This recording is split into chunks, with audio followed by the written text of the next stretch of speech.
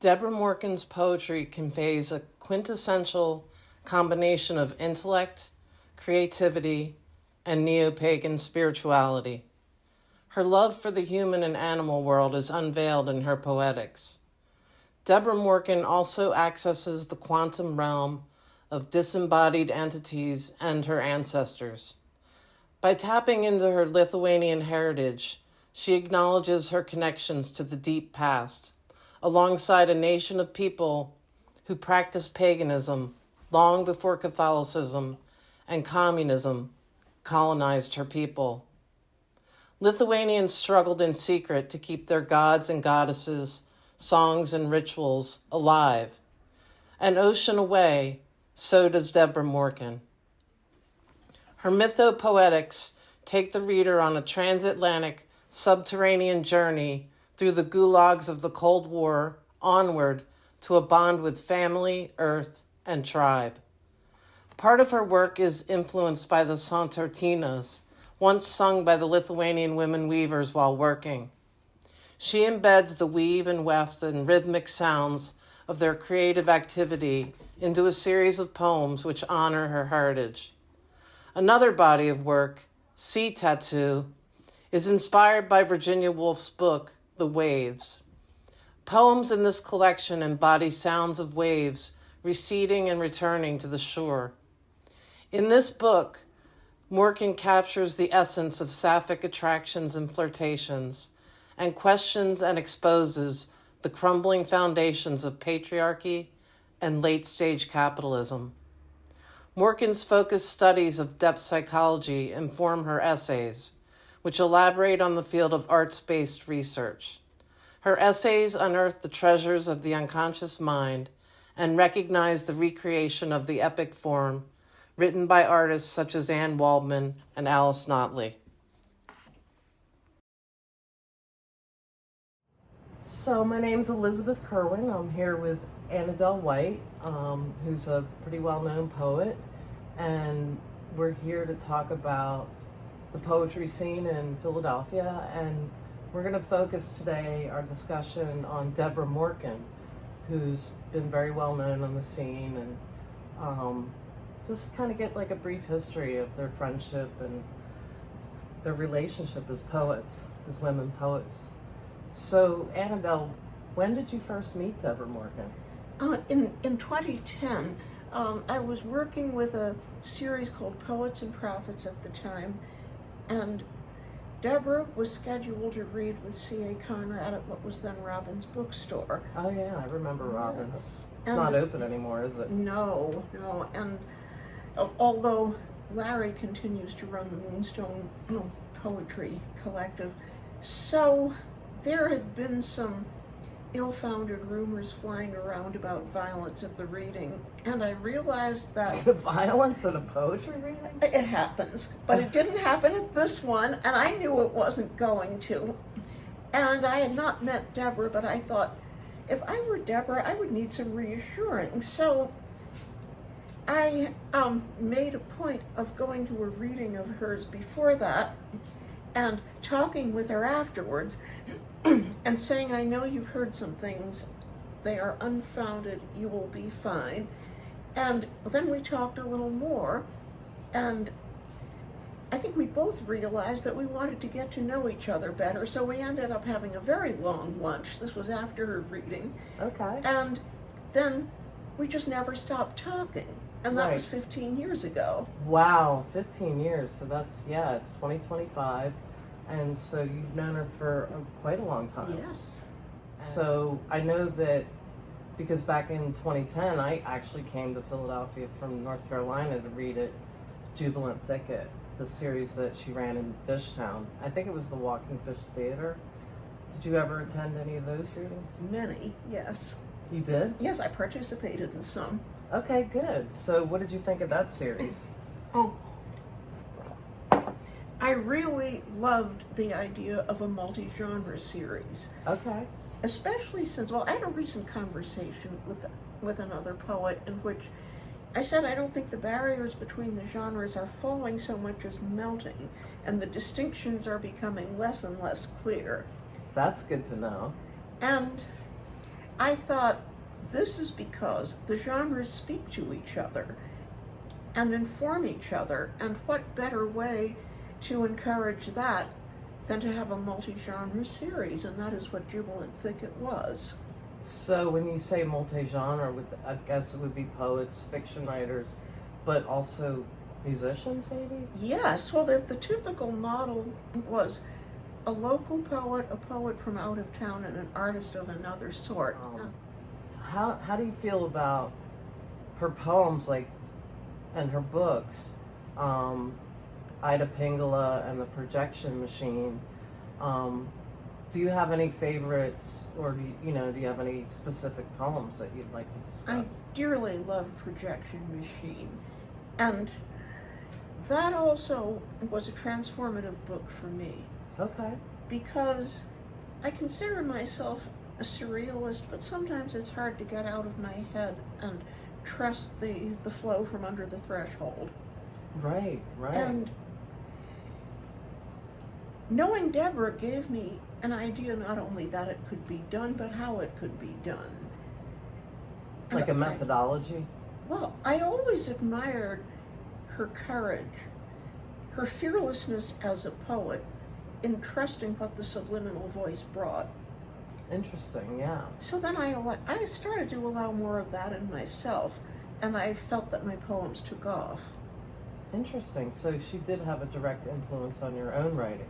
Absolutely. Yes, there were other influences at play as well, but she was definitely a super important one.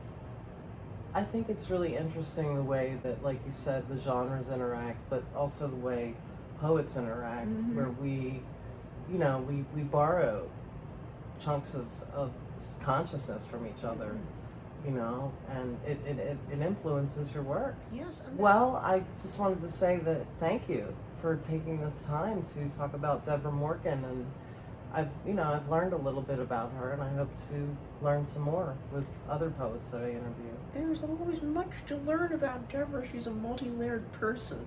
Definitely. Paul Valéry wrote, "Completely naked thoughts and emotions are feeble as naked men. They must therefore be dressed."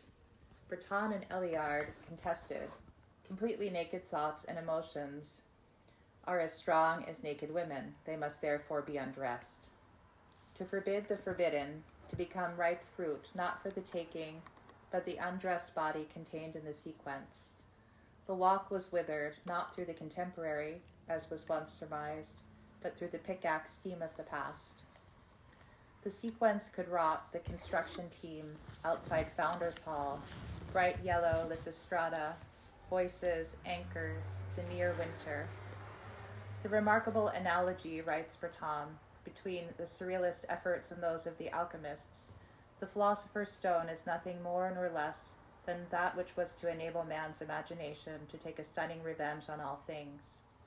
In Charles Olson's Curriculum of the Soul, the tetrahedron collapses under the weight of ordinary stone, not the kind propped up along Jeweller's Row, but the intestines of a winding miracle. The construction team digs a well deep into the National Historic Park. Last year, we sat speechless under a frigid moon lit by merchants holding hand grenades softly to test the apparatus, symbols, monstrous evocations. Transmutation in an historic city, the future city, approach me nothing engine, the collapse, most sterile, green country, hall of mirrors, felon, nightshade. The city is not cosmography. Making an arcane map is not the goal. Sator squares are not good resting places. I don't want to give directions or tell them how to move.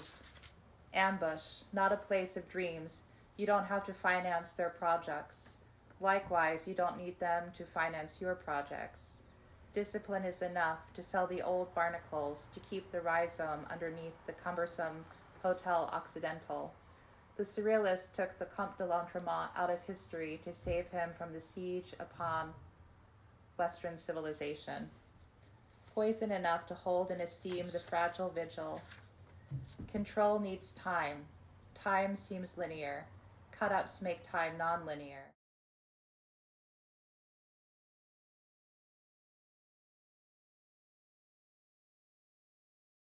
The Socrates singers of Lithuania, not claiming necessarily to be novelists or poets, demonstrate another notion of the many-sided sound, the woven-together voice. The Socrates singers chant many layered meanings, and at the same time, the archaic undertones deliver neurophony. Archaic onomatopoeic sounds serve the foundational weft of the songs. Sounds, rhythms that do not claim to mean at all. They serve as rhythms underlying the looking glass provided by a linguistic term. Often we hear these sounds in nursery rhymes or fables. We hear them as drum pitches, chora. The voice becomes percussive, repetitive, or sometimes it becomes a long drone. To replicate this turn in poetry, a choral song form written by just one poet, the general tradition of leaving one hemisphere to go to another doesn't work. Elusively, stanzas must become like turning thread, gossamer, nearly invisible, poised on the threshold between visibility and eternal refrain, this space. Conclaves at the Lithuanian Music Hall, ringing in Amberley. I go home finally to listen to conclave music.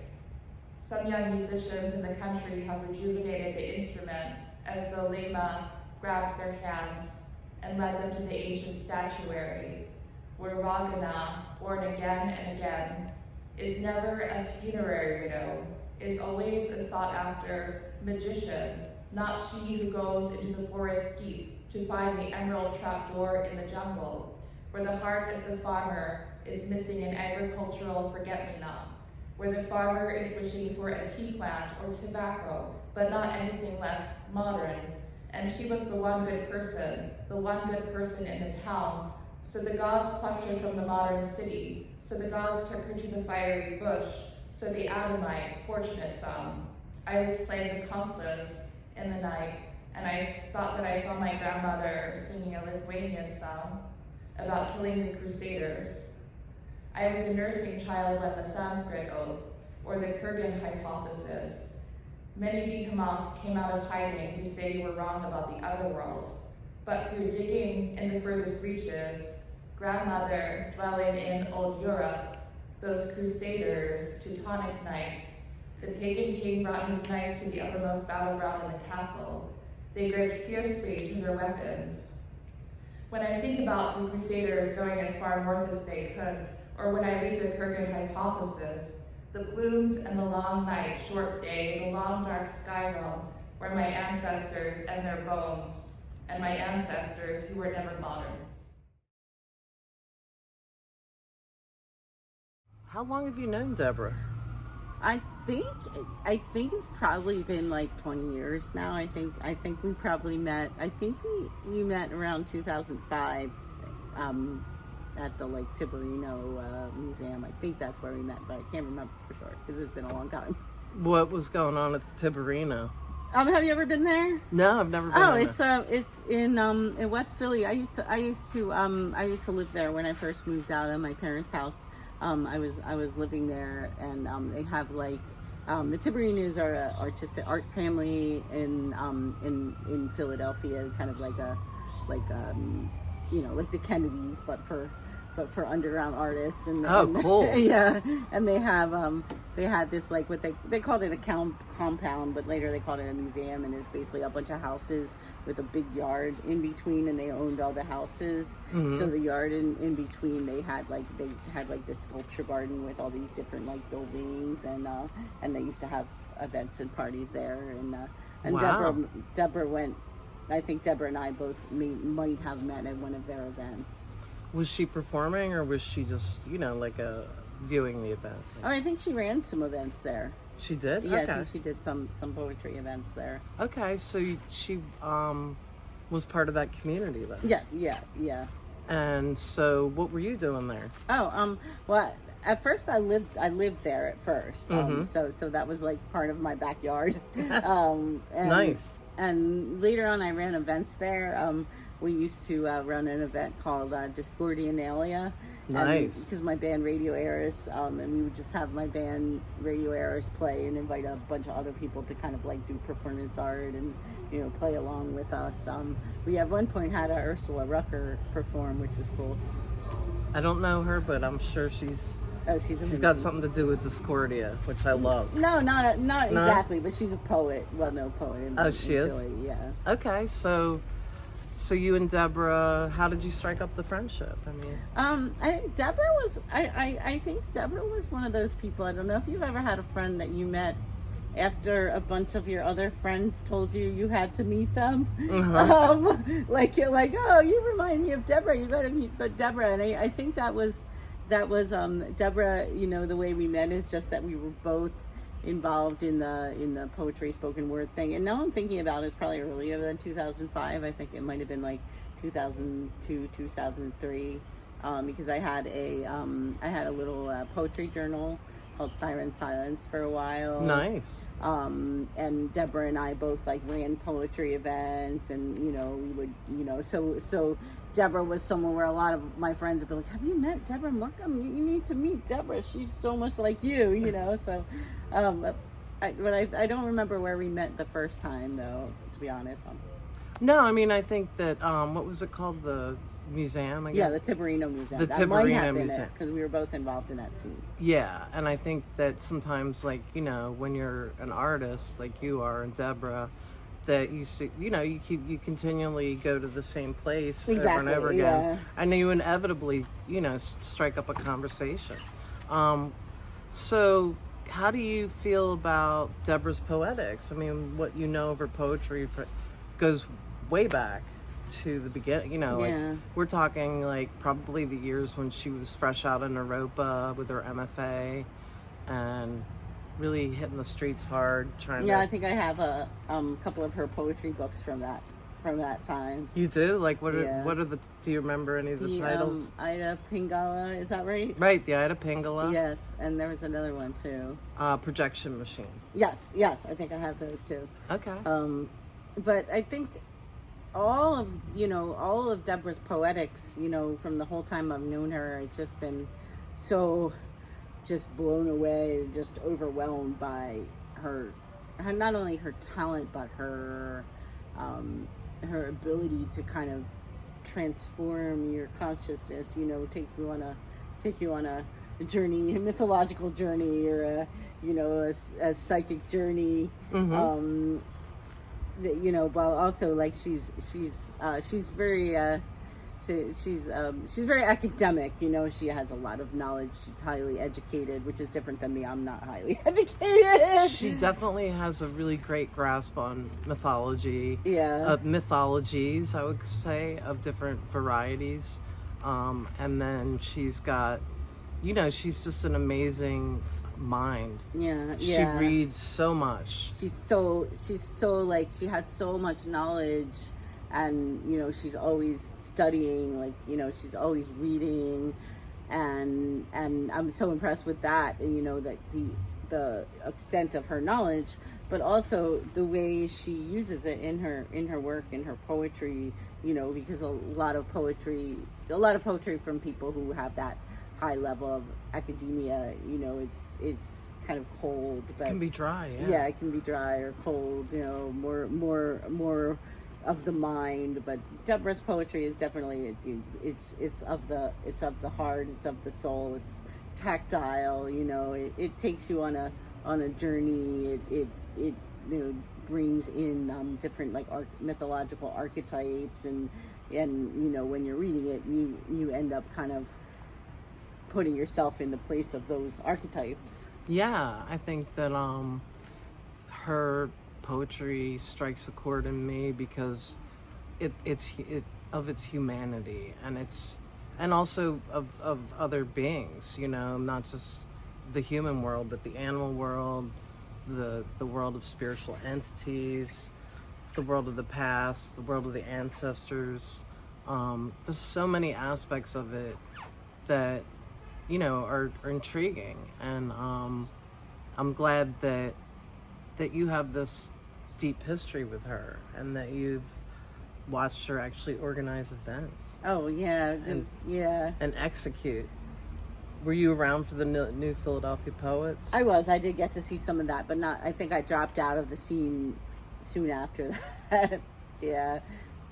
Was that basically, was that, I know that it started with like a blog of sorts, or that people, participated in, but then the New Philly Poets kind of extended into the streets of Philadelphia as well, right? Yep, yeah. They weren't just simply online. No, they did readings, and they did like different types of events, I think, too. I feel like, an event with Debrah, whether it's just something we go to together or something we organize together, it always has this magical feel, like. So I call our little group of covens sometimes because I love that. Yeah, because it always like ends up feeling magical. Like it feels like we've created something magical together. Yeah, I agree.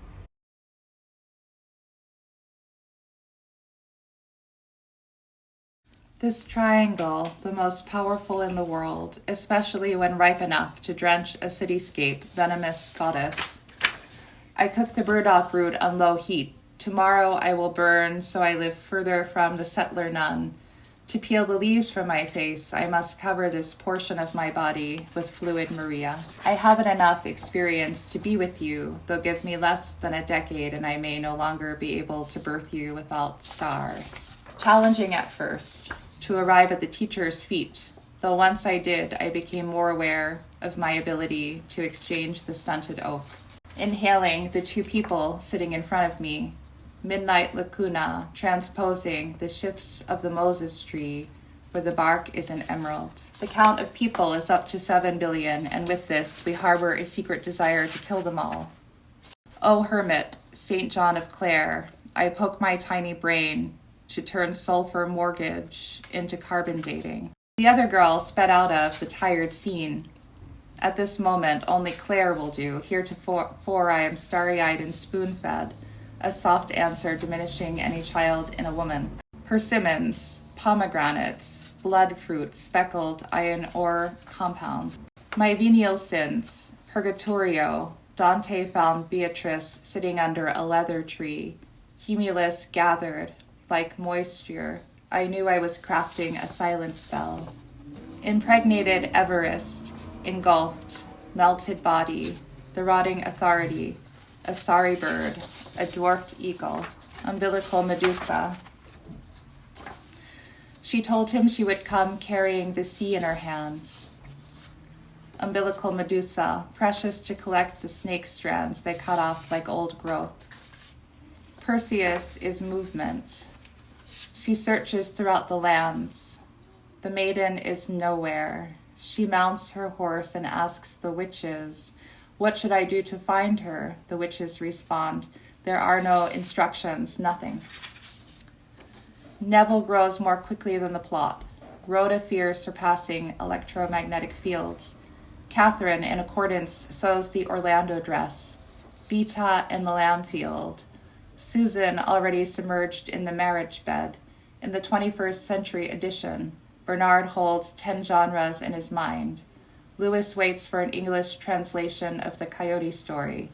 The storyline drifts. There is no one to take her place. This is for those who promote the dynamics of folklore without saying it is the sea who keeps the stories, it is the waves who wears them out.